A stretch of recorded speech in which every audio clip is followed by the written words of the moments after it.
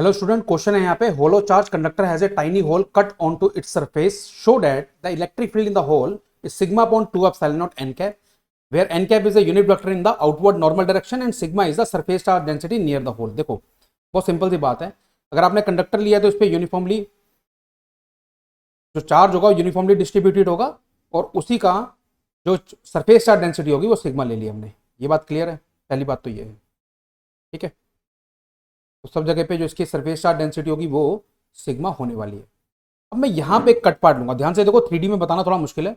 यहाँ पे मैं पार्ट कट करूंगा, बात क्लियर है? ठीक है ना। देखो सरफेस के ऊपर से एक पार्ट कट कर दो ना, छोटी सी सरफेस, ये पार्ट कट होगा। मैंने जस्ट इसको कट किया, भी रिमूव नहीं किया मैंने अभी।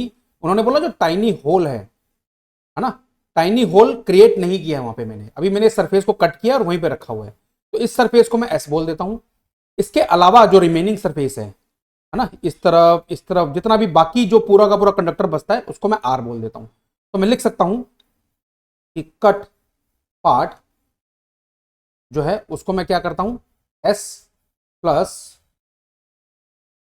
Remaining sphere. देखो कट करने के बाद क्या होगा, एक ऐसा स्फेयर मिलेगा जिसकी सरफेस पे कट पार्ट होगा। तो ये जो रिमेनिंग पार्ट है, बात समझिए ना आप, ये जो रिमेनिंग पार्ट है ये आर है और जो कट किया वहां पे वो एस है। होल की बात नहीं हो रही है, कट जो पार्ट जिस पीस को कट करके आप निकाल रहे हो वो एस है।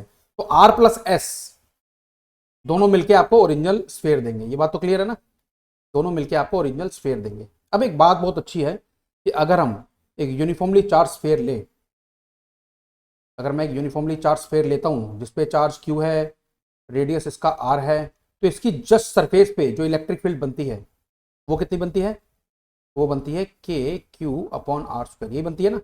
अब उसको आगे अगर हम बढ़े तो उसको लिख सकते हैं Q upon 4 pi epsilon not R square, और उसको हम आगे लिख सकते हैं Q upon 4 pi R square क्या हो जाएगा, सिग्मा बाय एप्सिलॉन नॉट। ये बात क्लियर है?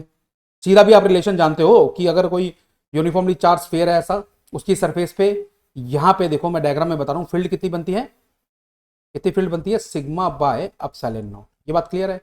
और ये किसके बराबर होनी चाहिए, देखो यहां पे ध्यान से समझना आप, एस और वी दोनों के कारण फील्ड आउटवर्ड बन रही है, बननी चाहिए। जो रिमेनिंग पार्ट है ना, उसके कारण भी फील्ड इस तरफ वी आर बनेगी। और जो ये वाला पार्ट है जो कट करके भी रिमूव नहीं किया गया और ये भी पॉजिटिवली चार्ज है, तो इसके कारण भी फील्ड वी एस बनेगी। तो मैं यहाँ लिख सकता हूँ, सॉरी मैं वी आर वी एस लिख रहा हूँ, इलेक्ट्रिक फील्ड ई से नोटेशन देना है हमको, किससे देना नोटेशन, ई से, है ना, क्योंकि यहाँ बात पोटेंशियल की नहीं इलेक्ट्रिक फील्ड की जा रही है। तो ये आ जाएगा ई आर प्लस ई एस, है ना। तो लिख सकते हैं ना सिग्मा बाय एप्सिलॉन नॉट किसके बराबर होगा, ई आर प्लस ई एस के बराबर होगा। ये लिख सकते हैं, नहीं हम लिख सकते? ये बात तो बिल्कुल क्लियर है कि जो छोटा सा कट पार्ट है जिसको भी रिमूव नहीं किया गया उसके कारण प्लस रिमेनिंग स्फीयर के कारण। अब हम बात करते हैं बच्चे पॉइंट जो जस्ट अंदर है, इस स्फीयर के जस्ट नीचे, है ना। यहां पे अगर मैं इलेक्ट्रिक फील्ड की बात करूं, देखो इनके जस्ट ऊपर और जस्ट नीचे जो फील्ड होगी वो कट पार्ट के कारण और रिमेनिंग पार्ट के कारण सेम बन रही होगी, कोई बहुत ज्यादा डिफरेंस तो होगा नहीं, है ना। तो जस्ट जो हमारा कट पार्ट है उसके जस्ट नीचे एक मैंने पॉइंट लिया यहाँ पे, ये रहा वो पॉइंट रेड कलर का।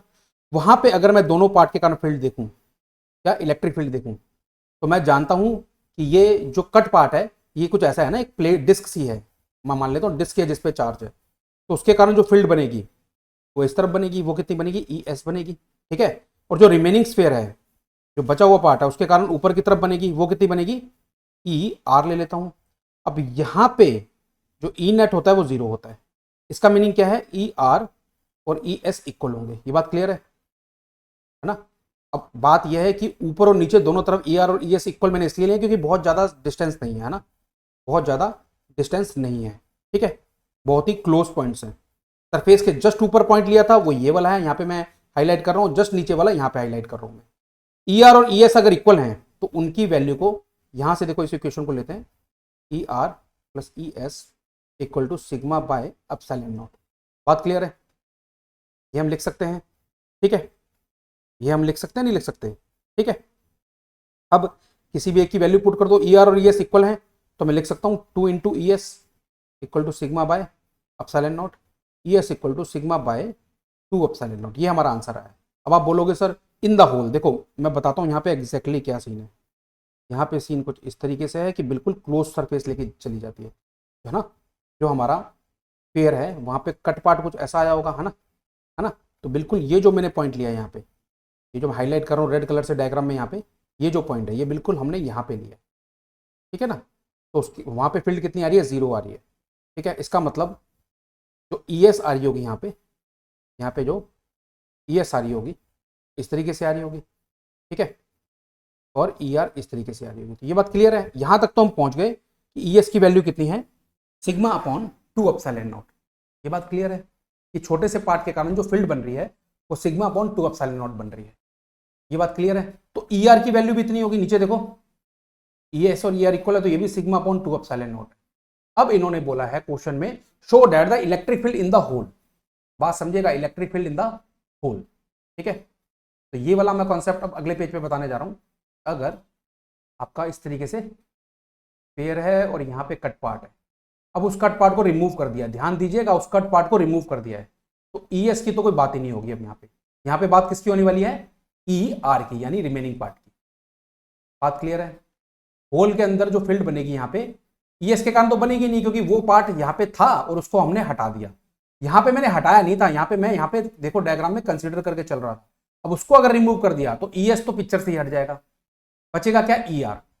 ई आर की वैल्यू यहाँ पे कितनी होगी, ऑब्वियसली हमने निकाली हुई है, सिग्मा अपॉन 2 एप्सिलॉन नॉट। और ई आर का आप बोलोगे सर डायरेक्शन क्या होगी, ये रही डायरेक्शन, है ना, ऊपर की तरफ ही होगी। तो ये जो रिमेनिंग पार्ट है आपका, ये जो रिमेनिंग पार्ट है, इसके कारण जो ई आर की वैल्यू है वो कितनी है, सिग्मा बाय 2 एप्सिलॉन नॉट पीछे निकाला है और डायरेक्शन आउटवर्ड है, और हमें ऑलरेडी दिया हुआ है। इसको अगर वेक्टर फॉर्म में लिखेंगे, ठीक है, तो कैसे लिखेंगे, sigma by 2 epsilon naught n cap, क्योंकि रेडियली आउटवर्ड डायरेक्शन जो दिया उसके लिए यूनिट वेक्टर हमको एन कैप दिया हुआ। आई होप आपको भी क्लियर है। पहले मैंने क्या किया था, जो छोटा सा कट पार्ट है उसको वहीं पे रहने दिया और उसके कारण फील्ड जज की, फिर उस फील्ड को, जब उस कट पार्ट को हटा दिया तो उस फील्ड को भी हटा दिया मैंने यहाँ पे, है ना। और फिर मैंने क्या किया, उसके आगे जो वैल्यू बचेगी रिमेनिंग पार्ट के कारण वो लिख दी। तो I hope I have answered your question. आपको क्लियर है कि किस तरीके से किया गया है। Thank you very much.